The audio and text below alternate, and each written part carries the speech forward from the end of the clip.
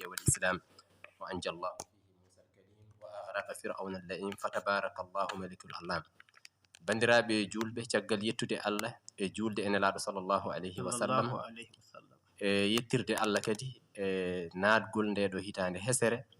eɗen jettira ɗum Allah no feewi eɗen juula kadi annabi sallallahu alayhi wa sallam so ɗum ɓenni kadi en wonima khalifaɓe meɗen ardiɓe en to banggue diine ko noon khalifa men ceerno men wasila meɗen eɗen ñaganimo Allah nde Allah jumnata gurdam ɗam wondude e cellal e sembe ko noonne kadi wallidiɓe makko e diine he guila e miñiraɓe ha e fofof e almuɓe e wallidiɓe foof eɗen wonode Allah jurnata gurnameje mabɓe kamɓe foof wondude e cellal e sembe ɓe ɓooya wallude julɓe ɓe ɓooya wallude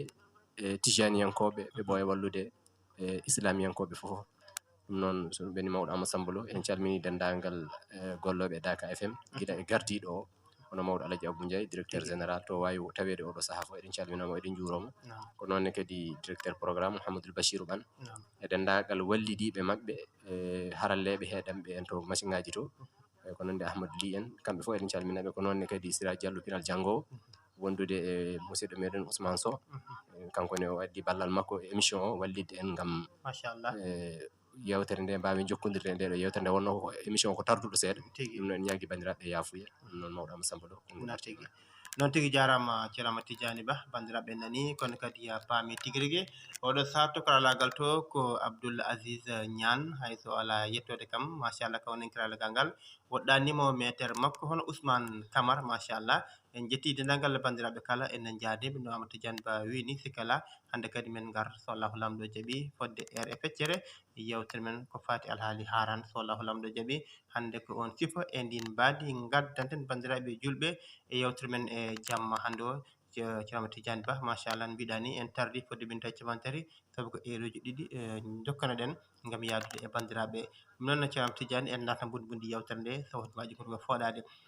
moɗam Tidiani Ba to banggue yewtere arande eɗen gandi alhamdulillah rabbil alamin oɗo saaha en naati e hitande hesre nde moɗam Tidiani Ba jonɗen hitande hesre nande nde kayre kadi holko wiya e mayre e bisimilla ma no foti foof woto jiɓoɗe bandiraɓe julɓe eyyi mawɗo Amadou Samba Lo ko natirɗen ɗo tan e ƴettude Allah e alhaali lewru ndu alhamdulillahi alladi mujaddid al ahwam aman ba'da am alladi aftatah bi afdali al ashhur al shahr al muharram هذا العام وأجزل فيه الفضل والعطاء والإنعام وفضله بأشهر المعظم في الجاهلية والإسلام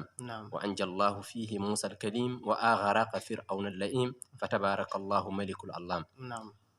وإن جتي الله سبحانه وتعالى ndewonno jettoje ko Allah tan godani ambiya jettoje de ko nayi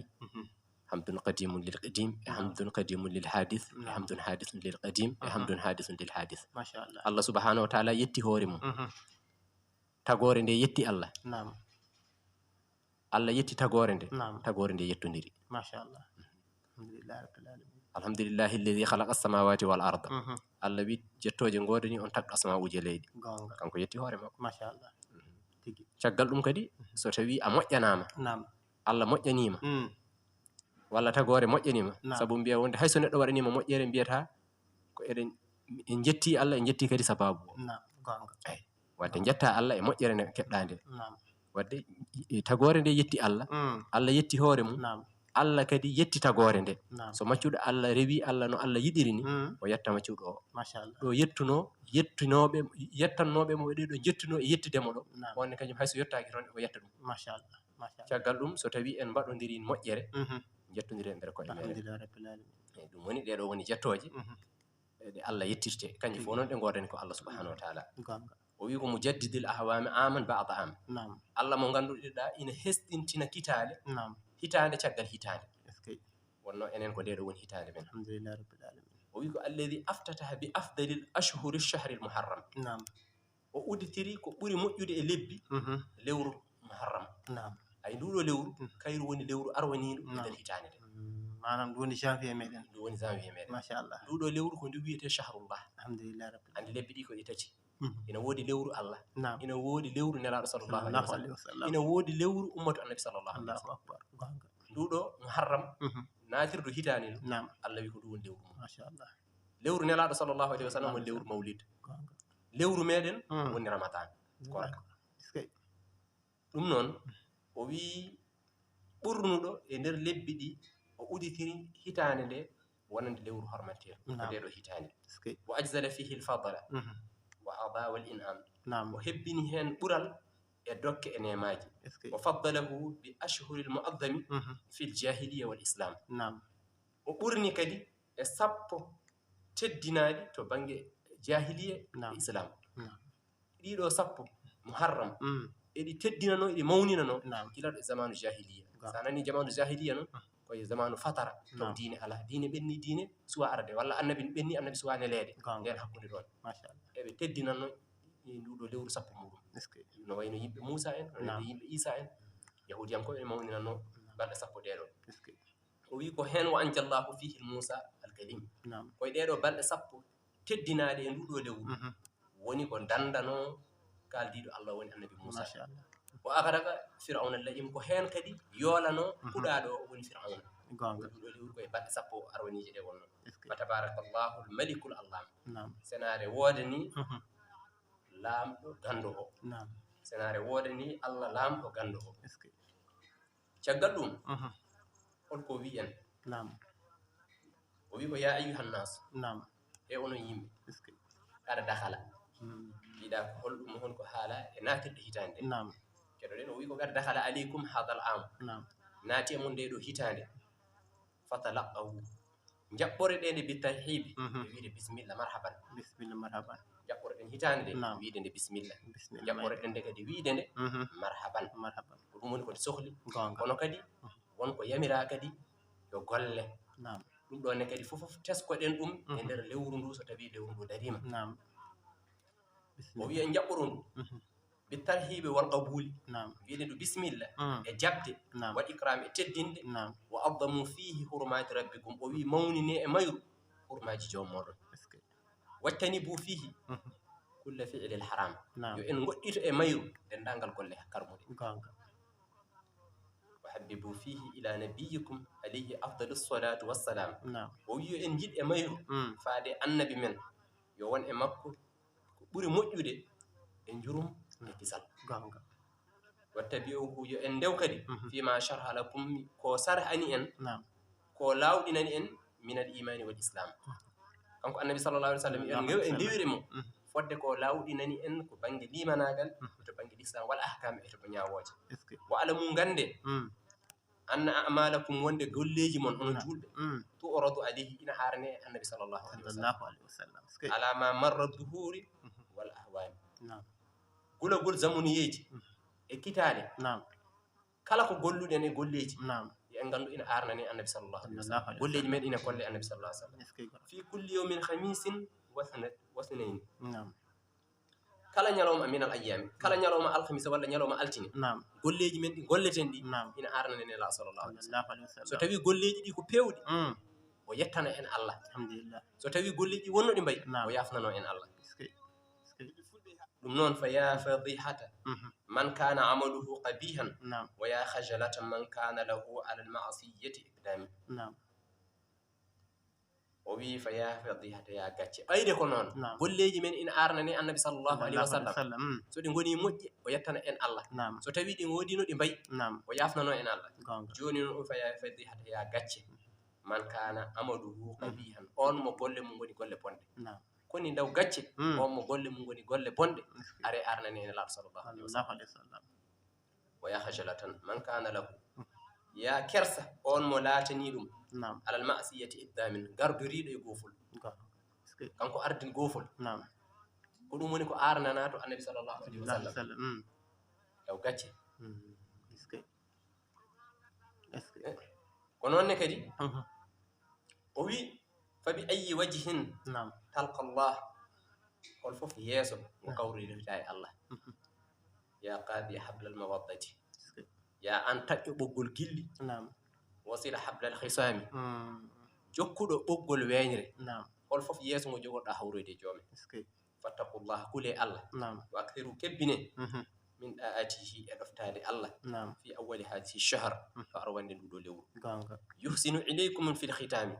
moƴƴinane e on timmode teskoɗen kulen Allah e ɗoftade Allah e arwande nduɗo lewru keɓen timmode moƴƴere wa suumu tasi'a wal ashira minhu نعم koren jeenayi koren sappo نعم e lewru ndu holko maɗirten ɗum ko iktida bi fi'li nabiyi alayhi salatu wassalam نعم koren jeenayi koren sappo نعم mbaɗirten ɗum ko sabu ñimtinde annabi صلى sallllahu الله alayhi wa عليه sallam وسلم اسكي sabu nelaɗo sallllahu alayhi wa صلى الله sallam عليه وسلم faqada sama ashira minhu o horino sappo اسكي nduɗo lewru نعم wona wiyama sappo o ina mawnirno to banggue jahiliya نعم ina mawnira to islamia غونغا joni noon kanko nelaɗo o horino sappo wa qala o wi in istu ila alqabili so tawi mi wuuri ha mo wuuri نعم la asumanna attasia o wi so tawi jeenayi tawoyi kam mami hor jeenayi o اسكي ayi wa ashiri mi hoora jeenayi o wa asira mi hoora jeenayi mi hoora sappo o نعم on safa qabadahu llahu min dhalika al am allah tami fittandu makko e nder hitande ما شاء الله hitande heɓani timmude امم hitande heɓani darade نعم sako hoora jeenayi o allah wi taw allah ɓami fittandu makko kanko nabi sallah sallam صلى الله عليه وسلم wa wasi'u ala iyalikum jaajane koreji mon نعم jaajane koreji mon ما شاء الله ñande sappo o ينسبوا kala ko mbaɗɗa ñande hen ñamminɗa galle ma نعم ina moƴƴi الحمد لله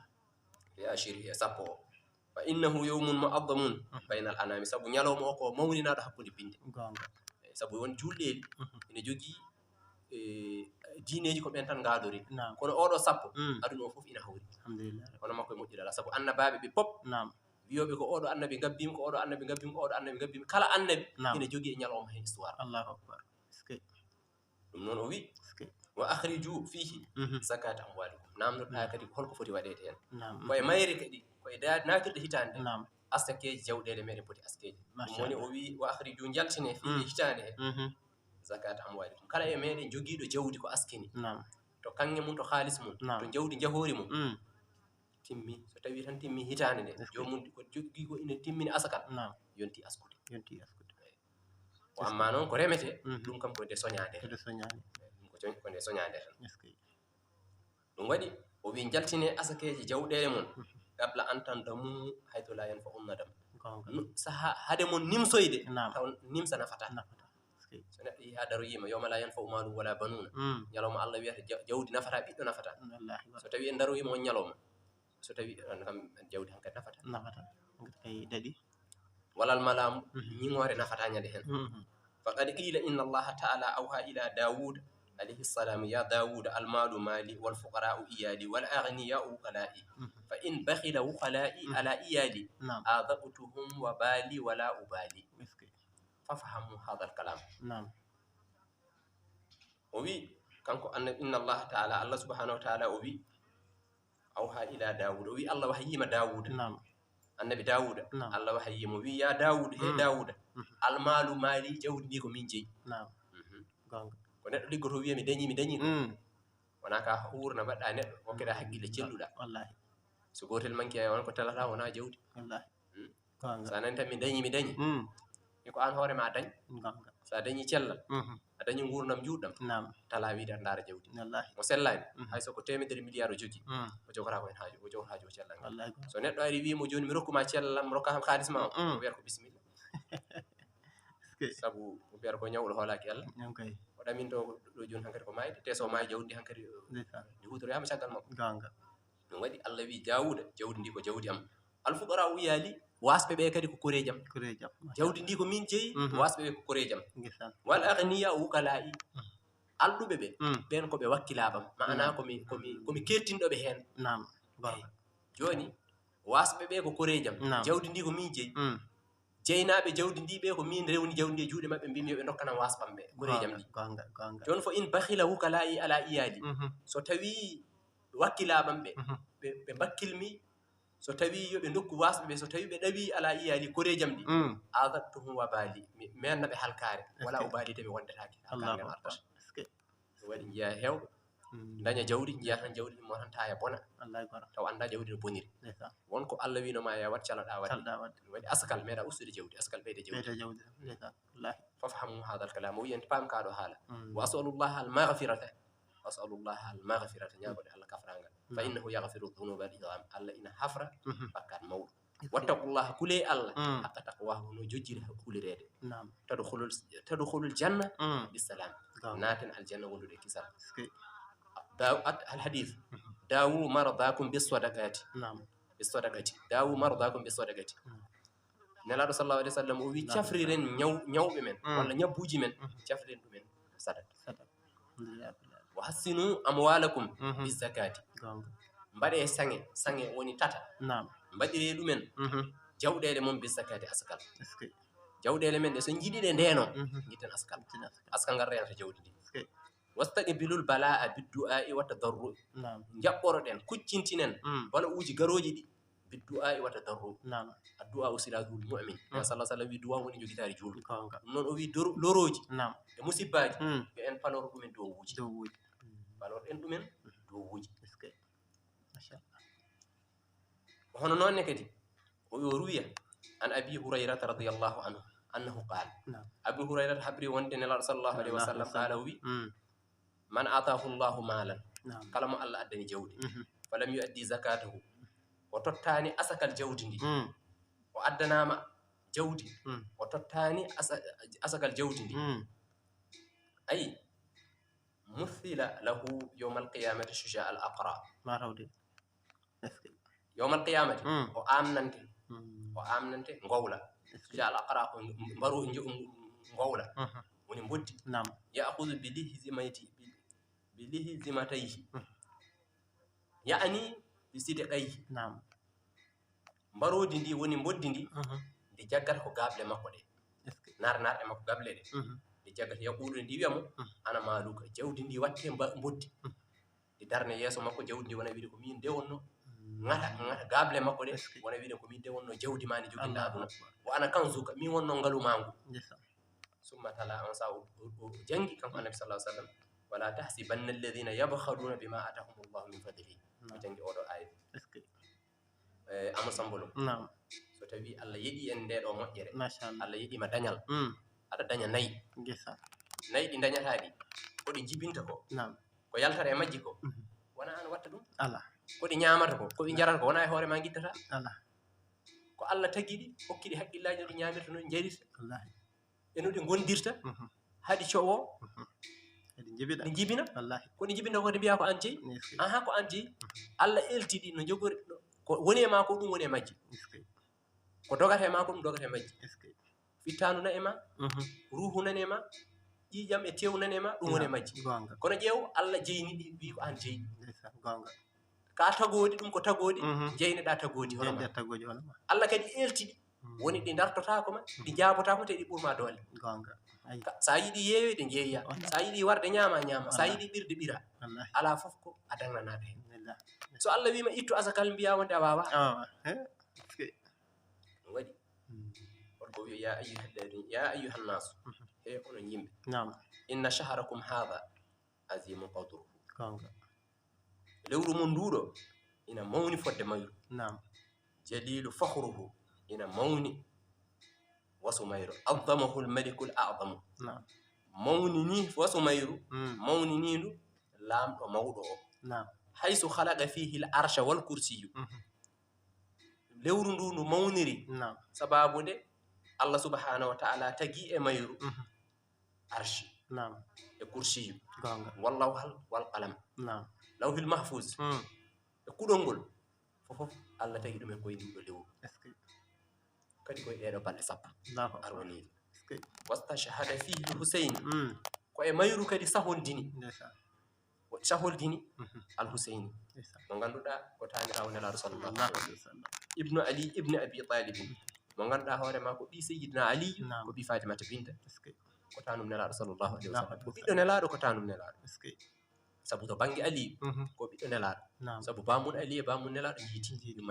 yiɗum may baba اسكي kono kadi fatimata binta ko ɓiɗɗo nelaɗo نعم wadde ko tanum nelaɗo ko ɓiɗɗo nelaɗo الله أكبر ayi fa nala bi dhalika a'la al mafakhir wal maratib kanko alhusaini sabu warede mo o saholdini e lewru ndu نعم o heeɓi ko ɓuri mawnude e wasu e martaba اسكي sabu lewru ndu ko ndu lewru teddundu ko ndu Naam. hormantendu balɗe sappo ɗe kadi histoire kewɗi mbaɗi hen Naam. kanko ne kadi o wara hen اسكي o heeɓi martaba sabu kanko ne o jeynama histoire نعم annabaɓe hemnoɓe hen martabaji ɓe جسا غونغا أي قتل فيه نعم قتل ورامة نعم ورامة هن كانكو وندر نودو لewru woni ko wara نعم kanko al Hussein اسكي o wara ko luudo lewru دور هاران haran جيسا holde o wara qutila li asri khalwan min shahri al muharram نعم sappo guli e lewru hormantendu muharram al harami lewru shahri al muharram al haram نعم lewru muharram hormantendu taw kadi ko sanata 61 min hijrati nabawiyya نعم o wara ko capanɗe jeeɗiɗi e go'o hitande نعم ina hawri e fergo annabi sallallahu alaihi الله wasallam عليه وسلم ala sahibiha afdalu salati wassalam yo won e makko ko ɓuri moƴƴude yurmede e kisal annabi sallallahu alaihi wasallam fergo makko nde heɓi duuɓi capanɗe jeegom e go'o wargo Hussein ko ɗon hawri nde Hussein warte nde taw fergo nelaɗo heɓi duuɓi capanɗe jeegom e go'o ayi kanko annabi sallallahu alaihi wasallam kanko al Hussein wa kana dhalika fi ardi yuqalu laha Karbala o wara ko nokku biyeteɗo Karbala Iraq ɗum waɗi ɗeɗo leyɗele ɓuri heɓde ɓe jam ko sattata to annabaɓe mbara sahabaɓe mbara ƴiƴameje annabaɓe mbara hulɓini yo Allah waɗ hen faamu amin nokku biyeteɗo Karbala نعم ko toon woni ɗo wara kanko al Hussein ahallahu bi qatilihi kulla karbin wa bala yo Allah tellin e barɗo mo dendagal jarabuji e musibaji e caɗele wa qala Ja'faru Sadiq omo haalna en holno al Hussein warira o wi wujide fil Hussein tawama e al Hussein mo ganduɗa ko tanum annabi sallallahu alaihi wasallam ko ɓiɗɗo Seydina Ali ko ƴiƴam annabi sallallahu alaihi wasallam mo annabi sallallahu alaihi wasallam wambanno fawanno e balabi mum ina juula hayso ngabbino dow annabi sallallahu alaihi wasallam ina juulanno annabi sallallahu alaihi wasallam waɗanno ko sese ha jippinamo on saha fuɗɗo immade annabi sallallahu alaihi wasallam ina yinnomo yidde joni noon on Hussein mo haalna e holno warta bismillah holno warta Seydina kanko Ja'far o wi wujide fil Hussein 63 ɗanata capanɗe jeeɗiɗi e tati yuwande Allahu akbar capanɗe jeegom e tati yuwande ɓe tawi ɗum e al Hussein Allahu akbar 63 ɗanata capanɗe jeegom e tati yuwande ɓe tawi omo yuwa jasiji fodde capanɗe jeegom e tati ƴiƴam annabi sallallahu alaihi wasallam wa 34 darbatan ɓe tawi e makko cabbi battinɗe e ɓandu makko caggal ɗum ɓe tawi hen kadi cabbi capanɗe tati e nayyi sawru capantati e nayyi sawru ko fiya ina battine e ɓandu makko yew ɗum hakkeno foti yurminade bakat li mawtihi al ardu wassamawat leydi asman fof goyi wargo makko kanko al Hussein wa amtarat daman hay asman o ñadi hen toɓi ƴiƴam gondi walla ƴiƴam wa adlamatil aflaku niɓɓiɗi falakuji asaman ɗi ɗi niɓɓiɗi ñande hen min ko suufi e weñede wastadda sawadu sama satti ɓawlugol asman o ɓawli kurum wa dama dhalika 3 ayyam ɗum duumi fodde balɗe tati asman o ko noon wayi wal kawakibu fi aflakiha tatahafat o wi falakuji dow asman ɗo to bange koode ɗe e falakuji dow asman o tatahafat e bukko wa adumatil ahwalu hatta dunna anna al qiyamata qad qamat o wi mawni ñande hen kulhuli tagore nde ñande hen kulol ha sikka darga o dari o wi kayfa la wo huwa hol fof no ɗum wasirta wonir holno ɗum wasirta wonir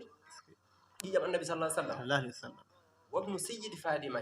sayyidati fadimata al-zahra mo ganduɗa ko ɓiɗɗo fadimata az-zahra fatimata zahra danejo mo ganduɗa hoore ma meeɗa yiide ella meeɗa fiilade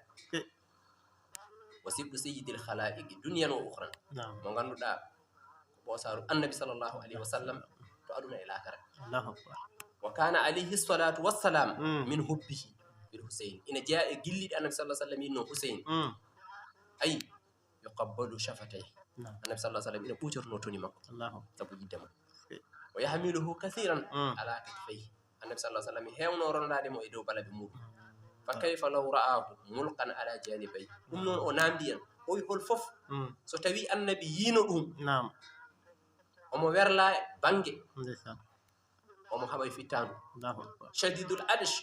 wal ma'u bayna yadayhi nde ɓe mbartamo nde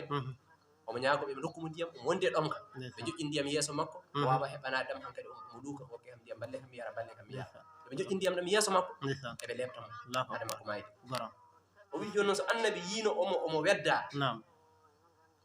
omo wondi e ɗomka cattuka te ndiyam ina joƴƴina yeeso makko wa alfalu wiya sihuna bil buka ɓiɓɓe makko ɓe ina goya ina kaaca ina luuka ko jogori waɗede ko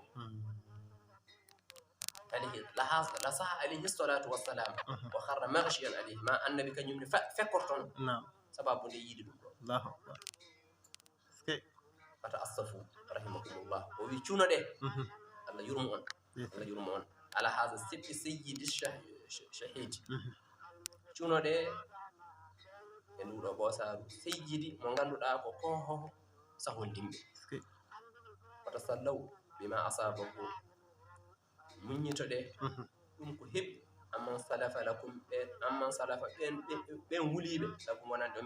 mina amwadil ahrari e maayi ɓe rimɓe wal abidi e ciyaɓe wattaqullah haqqa taqwa kule allah no jojiri hulirede o iza hushira nnasu fil ardati lqiyamati o wi so tawi darga darama hadis o iza hushira nnasu fi ardati lqiyamati so tawi darga darama to dingiral darga to nada munadin min wara'il hujubil arshi o wi noddandu nodda to bange arshi holko noddandu wiyata ya ahlal mawqif he onon yimɓe darga guddu absarakum merne gite mon muɓɓe gite mon holko muɓɓirton gite mon hatta to juusa fadimatu bintu muhammadin ha fadimatu bintu muhammadin fadimatu bintu hatta to juusa haw ɓenna muɓɓe gite mon ha fadimatu ɓenna oto juuso on saha o yawta wa alayha thawbun mahbubun bidamin ina e makko omo jogii comcol moddugol ƴiƴam kanko fadimatu bintu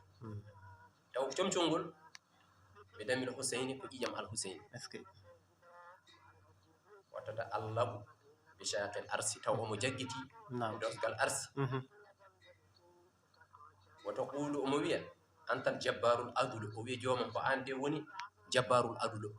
woni an woni jabbarul adulu woni nunɗuɗo aqdi bayni wa bayna man qatala ibni joomam ya ñaaw hakkundam e on barɗo ƴiyam o yardi allahu baynaha wa baynahu allah ñaawa hakkunde makko e on barɗo barno ɓiiko summa taqul allahumma safi'ni fi man baka ala musibatayhi joomam ya tefan ɓen woynoɓe musiba al huseyn ɗum waɗi leyɗele arabe ɓe ko nande iran en yemen en woni leyɗele oɗo ñalawma so ari ɓe gonta ko ƴetta ko laɓɓe ɓe gona e segde ɓalli maɓɓe eɓe goya saabu sunade ɗum woni fa yusaffiu llahu taala fihim on sa allah yaafoɓe annahu qala o wi o akhbarani habli kam kankone sallah sallam o wi jibril wi kam annal huseyni yuqtalu wonde huseyni ina ware ɓe saadi furaji oɗo nokku wadde ne sallah sallam andino tanim o ko jogori waroyede gila on suwa warede annahu qala habbu ahli beyti ilayya al huseyn al hasan wal huseyn o kama qala nera sallah sallam wi ɓuuri yiɗede ɗo am e ahlu beyti en woni famille nelaɗo zurriya makko o ɓuuri fof yiɗede e ahlu beyti en ɗo am ɗo koko al hasan e al huseyn e fof ɓuuri yiɗe ama sambuɗo machallah noon tigui jarama no fewi ceerno Ahmad Tidiani Ba machallah e oɗo qissa baɗɗo fayida qissa fate haran holno ardi woni kadi hani e waro al huseyni vraiment hunde weeli yurminima machallah kadi bandiraɓe paami kadi holno siforto kono kadi so ñalawma o yettima holno fota wayede e holno fota sifirede ceerno Tidiani Ba jarama yo Allah selli sembina noon karalla men immina junggo seeɗa garta